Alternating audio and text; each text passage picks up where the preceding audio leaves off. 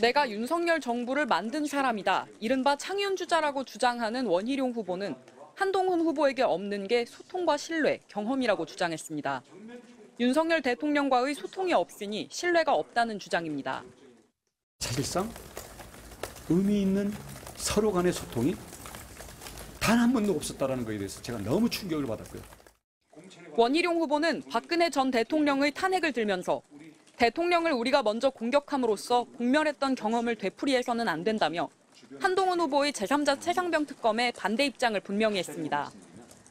어제 사익을 위한 배신은 다른 차원이라고 했던 나경원 후보는 최상병 특검 제안을 철회하라고 거듭 요구했습니다. 나 후보 캠프 측은 개인의 연을 쉽게 버리는 자가 어찌 공적인 연을 중히 대할 수 있겠냐며 공세 수위를 높였습니다. 최상병 특검을 받으니까 또 다른 한동훈 특검법을 야권은 얘기하고 있습니다. 최상병 특검, 우리 특검을 내겠다는 것 자체가 결국 이런 리스크를 촉발했다고 봅니다. 전륜이 된 배신의 정치는 결코 성공할 수 없다며 한동훈 후보를 직격했던 윤상현 후보도 이른바 윤한 갈등설을 띄우는 데 주력하고 있습니다. 대통령하고의 신뢰가 있어야 됩니다. 무신이면 불리입니다. 신뢰가 없으면 바로 설 수가 없습니다. 다른 주자들이 배신자 공세에 열을 올리자 한 후보 측은 강하게 반발했습니다. 한동훈 후보가 두려운 공한 증이냐면서 악의적인 배신 프레임은 심판에 직면할 것이라고 맞받았습니다. 그러면서 원희룡 후보를 겨냥해 스스로 정치 행보를 되돌아보라고 비판했습니다. 지금 배신을 가장 많이 말씀하시는 분은 박근혜 탄핵을 주장했던 분이고요. 탈당해서 광역단체장 출마를 했던 분이고요. 새 후보가 윤한 갈등을 부각시키며 협공에 나선 건 당심에서만큼은 한동훈 후보를 이겨야 한다는 절박함 때문인 걸로 보입니다. MBC 뉴스 김민영입니다. 홍준표 대구시장이 국민의힘 당대표 선거에 출마한 원희룡 전 국토부 장관을 만났습니다. 홍 시장은 원 전 장관을 추켜 세웠지만 당을 오래 지킨 사람, 당을 아는 사람, 그런 사람이 당대표가 돼야지. 대화의 주인공은 따로 있었습니다. 바로 한동훈 전 비상대책위원장입니다. 홍준표 시장은 총선을 참패한 사람이 당대표 선거에 나오는 것 자체가 말이 안 된다면서 한 전 위원장을 겨냥했습니다. 이 친구, 애라는 표현까지 썼습니다. 당내 선거에서도 이상한 애가 당선이 됐고 그다음부터는 정부 여당이 같이 몰아가는 겁니다. 홍 시장은 앞서 나경원, 윤상현 의원에 이어 오늘 원희룡 전 장관까지 당권주자 4명 중 3명을 만났지만 한동훈 전 위원장의 면담 요청은 2번 모두 거절했습니다. 한 전 위원장도 면담을 더 시도하기가 어렵지 않겠냐는 입장입니다. 본인이 만나기 싫다고 하시니 제가 뵙기 어렵지 않겠습니까? 친윤 세력을 중심으로 한동훈 후보에 대한 견제를 넘어 노골적인 비토에 나선 모습입니다. 하지만 고민이 적지 않습니다. 한 후보가 최근 여론조사에서 일반 국민들은 물론 여당 지지층 내에서도 다른 후보를 크게 앞서는 것으로 나왔기 때문입니다. 결국 원희룡 전 장관은 무엇이든지 열려있다며 단일화 시도 가능성까지 암시했습니다. 지난 당대표 선거에서 이른바 윤심은 막강한 영향력을 행사했습니다. 이번에도 과연 그게 통할지 주목되는 가운데 대통령 지지율이 바닥인 상황에서 윤심만으로는 역부족일 거라는 전망도 나오고 있습니다. MBC 뉴스 김민영입니다. 당대표야. 당을 오래 지킨 사람, 당을 아는 사람, 그런 사람이 당대표가 돼야지. 정치 경력이 있고 또 야당을 알고 그런 사람이 당대표가 돼야지. 무슨 임명적으로 들어온 거는 할 수 없죠. 근데 임명적으로 들어와서 총선에 그 진짜 비상대권을 줬는데 쫄딱 망했잖아.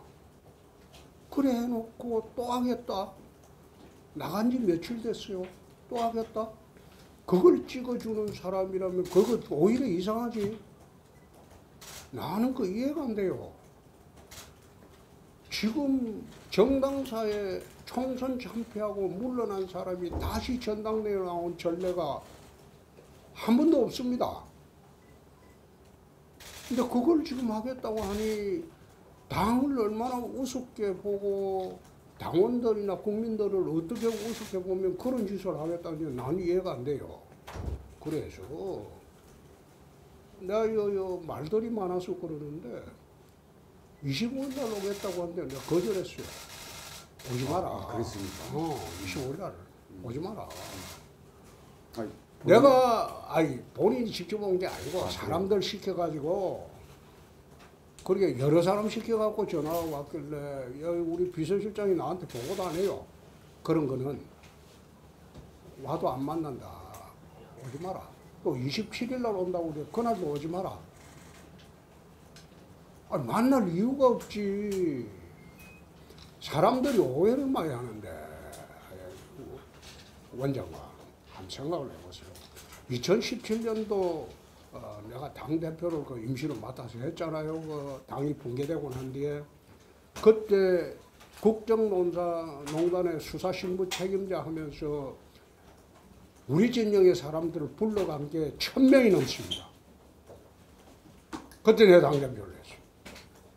자고 일어나면 주변 사람들 불려가고 그리고 구속된 사람이 수백 명이야. 거기다 자살한 사람이 5명이야. 왜 이재명이 그 수사할 때 자살한 사람만 부각되고 한동훈이 수사할 때 자살한 사람은 부각이 안 되나 이 말이야. 이제 그런 짓을 해놓고 어떻게 이 당에 들어가요? 윤 대통령이야 들어와가지고 정권 교체를 해줬으니까 우리가 그걸 갖다가 책임을 물을 수가 없지. 우리가 모시고 가야지. 그런데 그렇지 않고 실무 책임자 하면서 얼마나 모질게 한 그런 애를 들러가지고 총선 맡길 때 나는 반대를 했어요. 이거 아니다.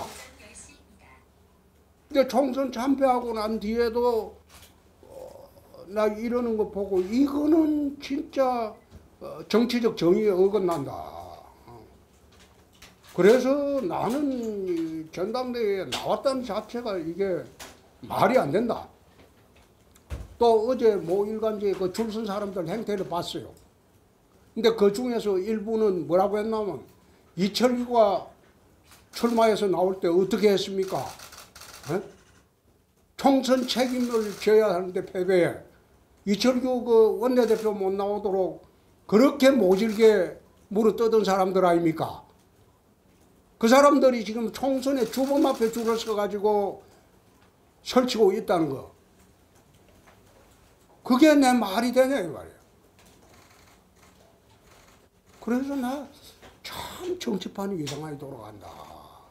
당 대표라는 거는 정권과의 동행입니다. 정권을 어떻게 우리가 같이 끌고 가가지고 성공한 정권을 만드는 게 그게 첫째고, 두 번째 정당을 알아야 돼요. 정당을 알아야 되는데 이번에 특검 뭐 최상병 특검 하는 거 보고 그러면 최상병 특검만 받는 게 아니고 지금 한동훈 특검도 돼 있는데 그것도 받을 건가? 도대체 뭔 생각으로 그런 말을 하고 다니는지 이해가 안 된다 이 말이야. 그러니까 우리 당원들이 정신을 좀 차려줘야 돼요. 정치판에도 정의가 있어야지. 어떻게 우리를 망가뜨리고 무너뜨리고 한 애를 들어와가지고 비대위원장 임명직 온 것까지는 그 뭐 할 수 없다 치자. 근데 선출직까지 나와가지고 만약 그 뽑아준다면 이 당에 해체해야 돼. 이 당은 절 가치가 없는 당이야.